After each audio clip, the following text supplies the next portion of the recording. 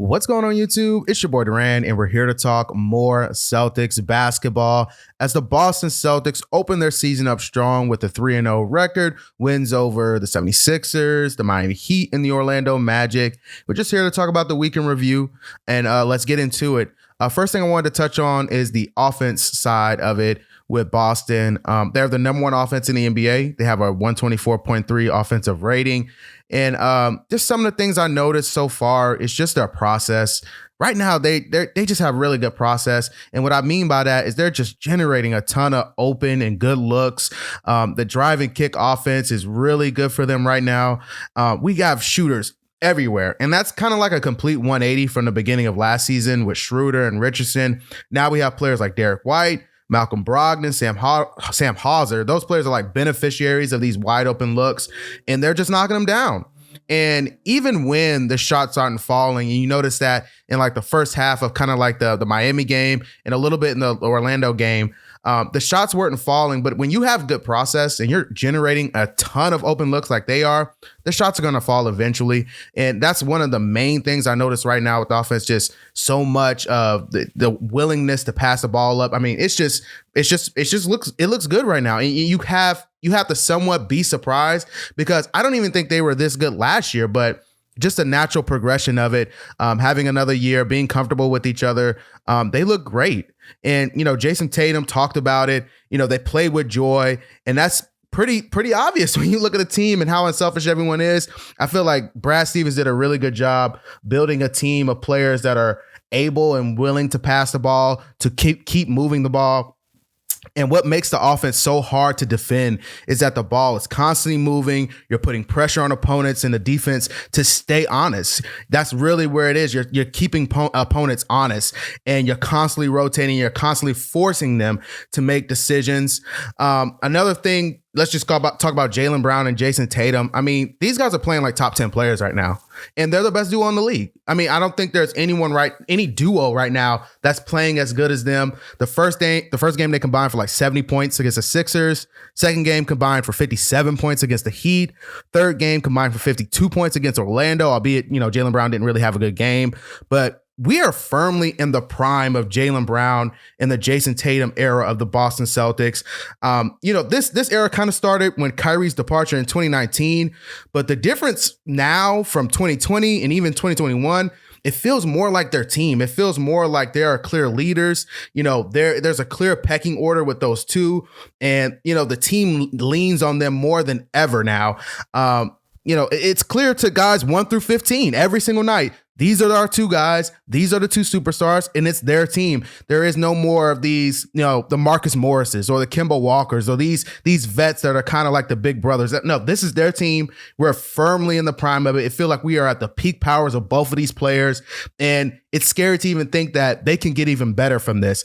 And in my opinion right now, what's kind of helped this thrive and help them, those two players, is the team that Brad Stevens has put around them. This is the best supporting cast of the Jaylen Brown and Jason Tatum era. There's so much shooting and playmaking around these two players. It makes the game and their responsibilities easier. And that's what a supporting cast is supposed to do. It allows the Jays to play more free, think less, and we saw an example of that in the Magic game, the game that just passed, with Derek White taking up that number 2 option role while Jaylen Brown was struggling. I just love this team that, Brad Stevens put together. They look really good. They're playing well. And let's move on to the bigs. And I think that's one thing with Rob Williams out. The interior defense has been fair, but it's nothing like when Rob Williams was back there doing his thing, kind of deterring shots at the rim, sending shot attempts into like row E of the arena. They definitely missed that edge to their defense. But they're able to withstand it until he gets back, possibly December, Christmas, 2023, possibly. I think they'll be all right until then, but it's clear it's not the same when Rob Williams was there. Let's just talk about a few of the players. Noah Vonleh, he's looked the best out of the reserve bigs, and you could tell the effort is there. And I'm impressed just a little bit by how the way he's defended around the rim, but he's been flat-footed a little bit, got caught being flat-footed in some of these pick and rolls. Noah Vonleh's he's the best out of the reserves. That's really all I can say. He's the best out of the reserves. Out of Blake Griffin and Luke Cornett, he has looked the best to me, and I still think that they could do better at this position. Now let's go to Blake Griffin. He's old. He looked good defending bigs, but the common theme for some of these reserves is effort, and that's one thing that's going to keep some of these guys on the floor is effort. And what Blake, he poses more of a threat. If he could pose more of a threat, is what I'm going to say. If he could pose more of a threat as a rebounder, I could see more minutes potentially going to him, but he's going to be a situational player this year. That's his role. When they need to get some minutes, steal some minutes for Al Horford, or if they're trying to steal a game for Al Horford to rest, he's going to be out there. He feels a lot like a celebration and handshake guy to me. And what I mean by that is he's on the sideline doing all the celebration, and, he doing the game handshakes. He's got the Grant Williams, like weightlifting pregame warm-up thing going on. Yeah, he looks like one of those guys. I don't think we'll see much of Blake Griffin this year. Just, again, situationally, that's when he'll be out there. But I don't know if he'll be a big impact or have a big role this year. And I think we all kind of knew that coming into that when he came here. But moving on to the other big, Luke Cornett, looked like a disaster, to be honest with you, and I was a little bit shocked. I thought he was a little bit better than what he showed out there. He looked really slow in general on defense. He got caught out of position. I think he got dunked on twice in that Orlando game. He should have been 3 times. The bright spot is his length around the rim. He's providing some ability to deter shots. I just don't know about his fit on this team, to be honest with you, and on this defense, because it requires like a lot more mobility than he's able to offer. And, he just feels like the oddball out. I'd be very surprised if he's still on this team after the trade deadline. I think they could still add a better, third big. Just because you signed Noah Vonleh, Blake Griffin, doesn't mean you owe these guys anything, honestly. Noah Vonleh was out of the league last year. He should be happy to even be on a team. Blake Griffin, again, he should be happy to be on a contending team. So, these guys, you don't really owe them. You don't owe them a role. You don't owe them minutes. I still think there's a trade to be made. I think they can really upgrade that position. I'm looking at Jakob Poeltl out of San Antonio. I think he is a gettable player. I'm looking at Jared Vanderbilt out of Utah. He's a gettable player. You need to add more rebounding, add some more defense to the back end of his team. Jared Vanderbilt would be a great addition. Jakob Poeltl would be a great addition. They're both affordable. I know San Antonio's asking for a lot, but by the time you get to the trade deadline, his contract will be basically half a season. And when you get to and the only thing about Jared Vanderbilt is everyone wants Jared Vanderbilt right now. I mean, when you talk about when people are talking about trading and adding players to their team, it feels like almost everybody is suggesting that their team adds Jared Vanderbilt. And I think there's going to be a little bit of a bidding war towards the deadline for him, because he's a high up-tempo player. He gets a lot of boards. He's 6'9". He has really good length, a really good frame. So he fits a ton of teams in the NBA. But moving along, I want to talk about the defense.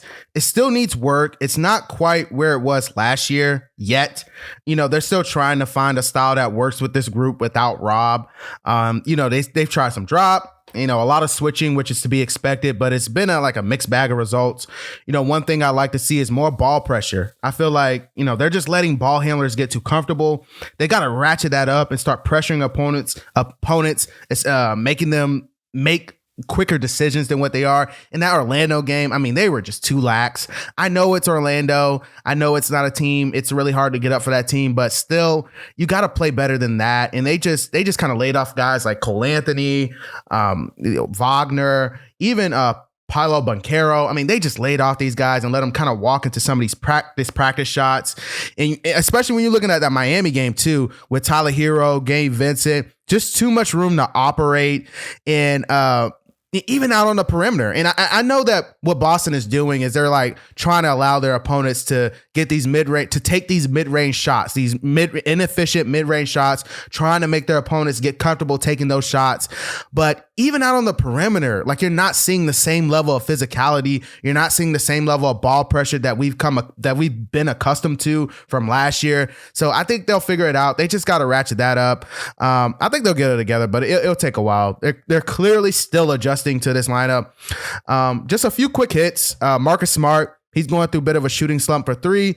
He's not a sniper, but I think he's much better than what we're seeing. I'm not concerned. It's just an observation.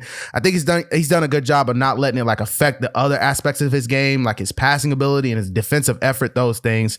Malcolm Brogdon has been a great fit so far. He's putting a ton of pressure on the rim with his drives. He does a lot to collapse the defense.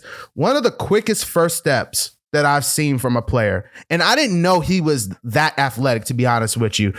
He can get around just about any defender, it seems like. He's smart. He's a heady player.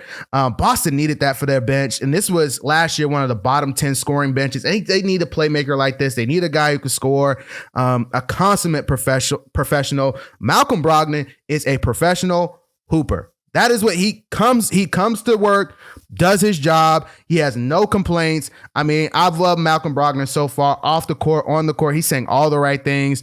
And, he's still, even on the court, you could tell he's still not completely comfortable yet. And what I mean by that is like understanding when to be aggressive and when to fall back and kind of into that distributor role. He's still figuring that out. Derek White has been in the gym.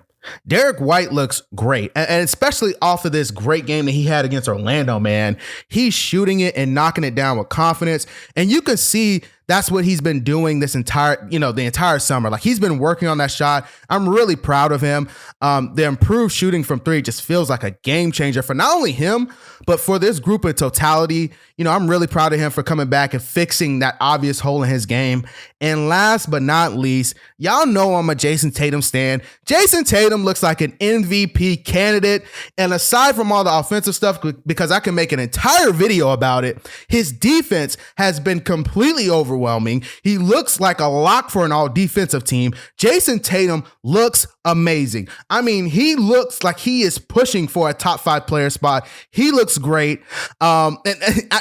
I'm not even going to go on a rant, but Jason Tatum looks great. He looks like an MVP candidate. I mean, and even when we talk about his offense, some of the things that he was working on, the floaters are going down, the mid-range shots. Remember when the floaters, we would just be like, no, please stop taking them because they didn't look good. Now they're going down. He's playing with confidence. He's getting to his spots. He's not forcing any shots. I mean, he is in complete control. He has a vice grip on the offense. He plays at his pace. No one is speeding him up. You can't do it. I don't even know what you can do with this player now, because with Jason Tatum, what teams used to do is they would run him off the 3-point line and kind of pack the paint, and it would still kind of give him fits. But man, the mid-range shot looks great. He's at a point where you can't even allow him to get a shot up. He looks great shooting the ball in the mid-range. The floater looks great. It looks pure. He knows exactly where he wants to get to. He knows the spot. And also, he looks a little bit more creative around the rim.